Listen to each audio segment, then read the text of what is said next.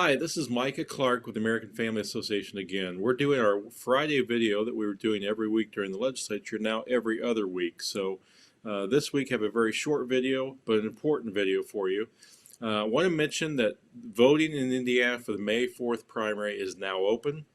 You can vote early, and then we certainly hope if you don't vote early, certainly vote on May 4th at your local voting polling place. But you want to be an informed voter, of course. So we're trying to help you with that with iVoterGuide.com. If you followed AFA for several years, you know that we've worked with iVoterGuide before. In fact, my national office, American Family Association Action, purchased iVoterGuide recently, and so they are the overseer of that company. We've worked with them quite extensively, also with the Indiana Family Institute, who's partnering with us on this. But I would encourage you to go to iVoterGuide.com. Now, in the email you received when you saw this video, if you're on our email list, there is a link that you can copy and paste and send to friends, and that will take them directly to the Indiana site. Because iVoterGuide is a national voting guide for state and local elections, mostly state and federal elections.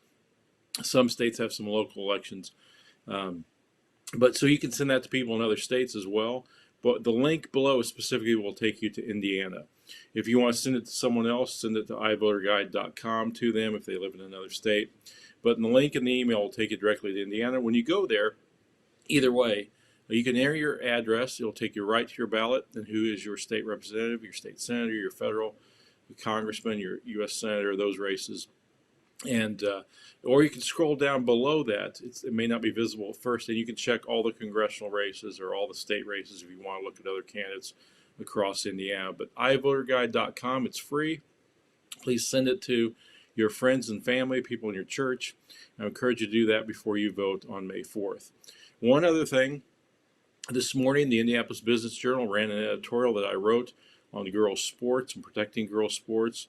You may be able to see that if you subscribe to Indianapolis Business Journal. If you don't, it's no problem. I'll send that out on Wednesday.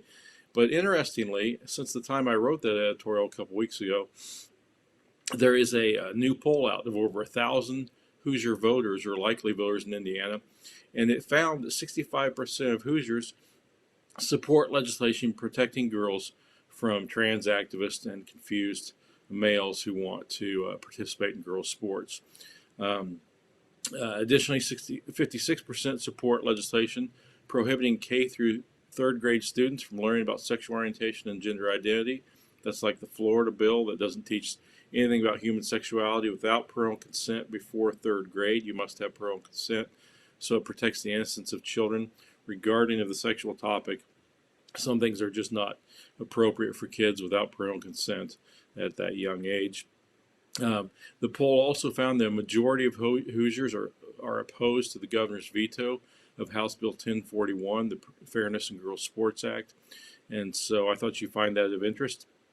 And another thing that the poll found was 65% of Hoosiers do not want minor children to be able to access cross-gender or gender reassignment surgeries, puberty blockers, and cross-sex hormones, all of which are risky and run the risk actually of sterilizing children who have mental confusion over their identity. You know, we don't deal with other issues this way.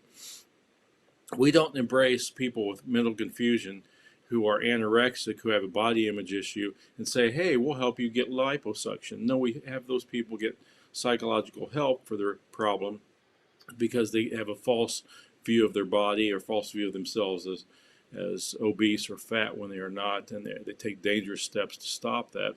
Very similar here. We don't tell kids, especially when 85% of kids with gender confusion grow out of that, according to Johns Hopkins University. Instead, we give them dangerous, risky hormones or surgeries, and that could affect them for life. So things are really upside down.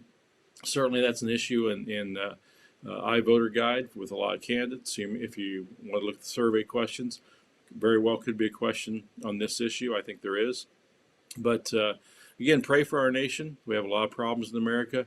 But one of the things you can do is be an informed voter and vote on May 4th at going to iVoterGuide.com to be an informed voter and then vote early or vote May 4th for the primary, and then we'll vote again in the fall, and we will have iVoter Guide in the fall as well for you to use. Well, thank you for joining me today. Again, I'm Micah Clark with the American Family Association of Indiana. Feel free to check us out at afain.net and then ivoterguide.com for your voter guide, or click in the link in the email that was sent to you if you're on our weekly email. Thank you.